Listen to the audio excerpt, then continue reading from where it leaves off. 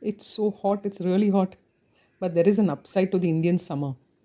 We naturally gravitate towards simple home cooked meals and buttermilk and more water and stay away from these party style fried, greasy, spicy food. Therefore, our gut behaves better in peak summer than in cold weather, which is strange because in cold weather, our digestion is much better. Why is our digestion better in cold weather? Please watch my reels on chilies.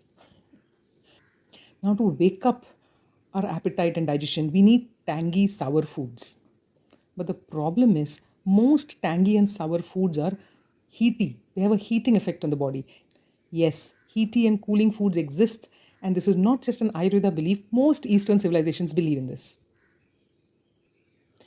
So, which foods can we eat which are tangy and sour and support our digestion but do not overheat the body? Here come our superheroes for summer, raw mango and kokum. This is why during summer, most Indian homes will use raw mango, kokum, and of course dahi as the souring agent for the puli, for the khatasi, instead of just tomato and tamarind all the time. And not just for chutneys and curries and sabzis, also for sharbats and drinks.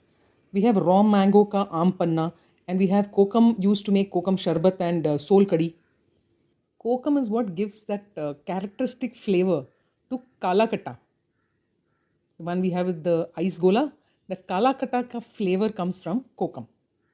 If you are someone who survives summer purely on soft drinks and on expensive coolers from coffee shops, you must give aam panna and kokum sharbat a try. And which vegetables and fruits should you eat during summer? Gourd vegetables, simple gourd vegetables, which are available in your market, obviously, and sweet, juicy, hydrating fruits, not papaya and kiwi and all that. Also, some seasonal fruits like the bale and boar are good, and some perennial fruits like guava or pomegranate that always works. So, share this with your friend who's about to order a 500 rupee cooler from that fancy coffee shop. You stay cool this summer. Have a nice day.